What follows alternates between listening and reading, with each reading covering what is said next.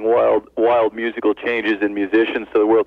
Steve Vai also played with you, correct? Yeah. I mean, any other guitar players or drummers that you're proud of bringing into the world? Well, Mike Keneally, who was with us for the '88 tour, is an excellent guitar player, and he has a new CD out called Hat, which you might want to check out with all of his compositions on it. He's very creative, and as far as drummers go, the list goes on. You got Bozio, you got Kali Yuta, you got Chad Wackerman. These are all first-rate drummers. So the general public should realize. I mean, Frank has been very instrumental in bringing some incredible talent. His bands. How many hours did you guys rehearse? Because the music was incredibly tight and well orchestrated. Well, for example, for the '88 tour, we rehearsed 4 months. 4 months for a tour. That's right. We rehearsed 4 months. Mind you, Slaughter only rehearses, if we're lucky, 1 week before we go out. So that just goes to show you. That would give you an idea of who you're dealing with out there. 4 months, and in those 4 months, these were full-blown, all the songs in the set? That's right. Well, of course, we were making up some of the songs. It wasn't just running the set down for 4 months. But the idea is that at the end of the 4 months, nobody's got any sheet music on stage. Everybody knows what they're doing, and it was a 12-piece band with 5 horns, and I don't know whether you saw any of the '88 tour, but that was an excellent band. No, I didn't see that one in particular, but I had seen you, I believe, in California, Southern California area, and I was just devastated by how tight and how together it was. I mean, for some, have you guys been playing some of the music? I would assume, right, on the air. And I don't think they've played anything yet. No, we haven't. You guys haven't played anything yet? We're saving it because, we're getting calls from all over the world, fax from all over the world. We have celebrities calling in like you, and we only have a 2-hour show, although we might extend it tonight, so you never know. I think you should, because he definitely deserves it. You're I mean, not as far as I'm concerned, this is Mark speaking. Frank Zappa is very intelligent, both musically, lyrically, and all the things that he says within the music. I think that if you he's been a mainstay in rock and roll, and it's just a pleasure to speak with you, Frank. Well, it's a pleasure to speak with you guys, too. I just want to say that if you didn't get a chance to see the '88 band, you should check out the CDs that have the '88 band on it. There are 3 of them. There's Broadway the Hard Way, The Best Band You Never Heard in Your Life, and Make a Jazz Noise Here. Well, we definitely will. Yeah, I mean, just really rare and unique combination of stuff. Now, also, you got involved politically quite a bit. I mean, have you guys talked about that at all? Yeah, a little bit, but if you have a political question, go right ahead. I mean, what do you think of Bill Clinton now? That's probably the most obvious political question. Got any feelings? I'm still waiting for him to develop. To me, it looks like he's still trying to get a grip on the White House, because as far as I know from what I see on the news, he still hasn't filled all of the vacancies left over from the last batch that got kicked out of there.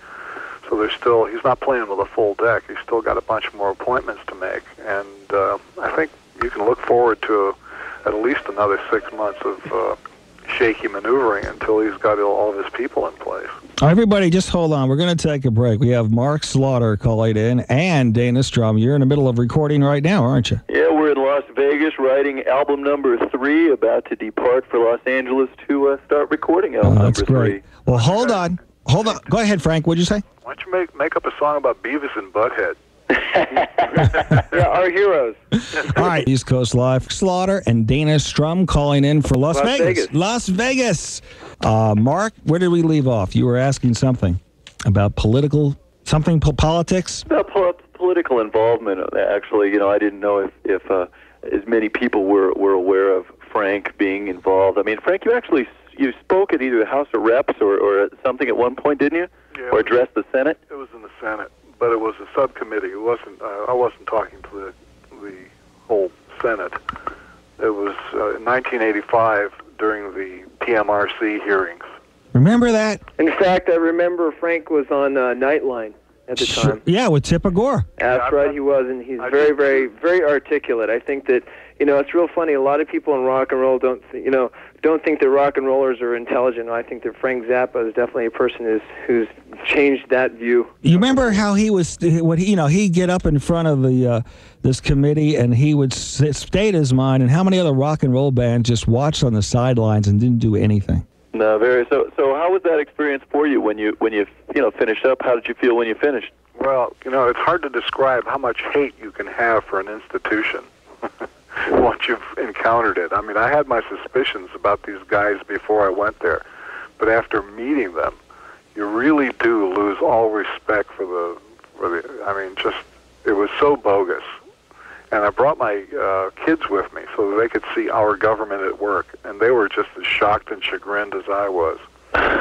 But to set the record straight, I want to say that Dee Snider from Twisted Sister appeared there, and he kicked their butts. That's true. And so did John Denver.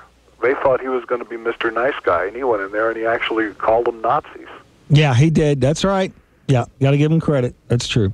But you know what? The comment I was making off the air, and I want to say this, I've talked to a lot of bands, and I've noticed a lot of bands will, when I mention your name, Frank, they say, "Oh man, he's our like Motley Crue." They just had all these great things to say, but you never knew it. And they probably, unfortunately, for one reason or another, just like Slaughter, they never had the opportunity to tell you. They didn't know where to find you or how to get in contact with you. I mean, I think you're saying one real interesting thing. Many of the rock bands of the late '80s or the '90s, we were writing songs, touring, making records, and didn't have contact with some of the actual people that really were legends that helped start and pave ways and have innovative things that a lot of us fed off of and would take a small idea.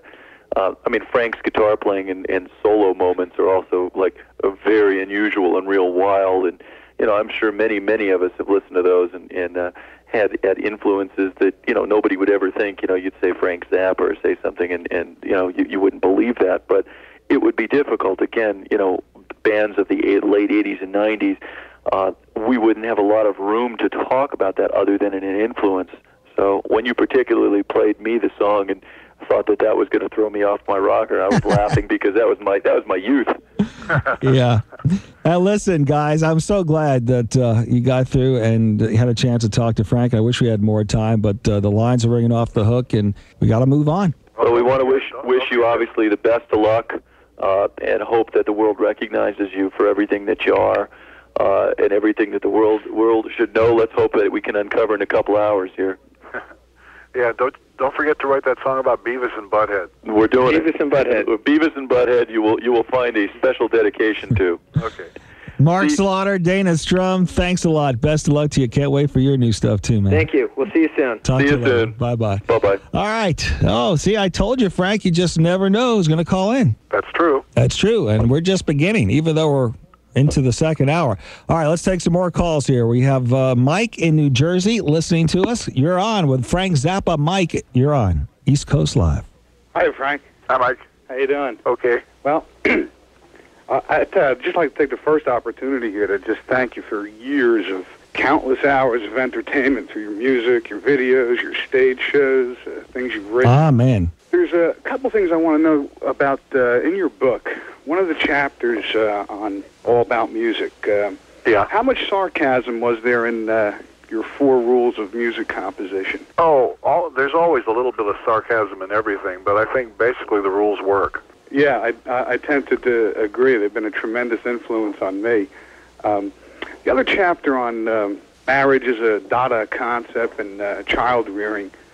What sort of paradigm, if any, did like you and Gail engage in for your kids, and what does he hate most about the educational system, and what would you like to see change about it in the country? Well, the worst thing about the educational system, as we experience it here in California, is that it tears down all the good things we try and teach the kids at home. We try and treat our children like human beings, treat them like people, and what you get in the educational system is an environment where kids are treated like little hostages or something. And I hate to use the word heartbreaking,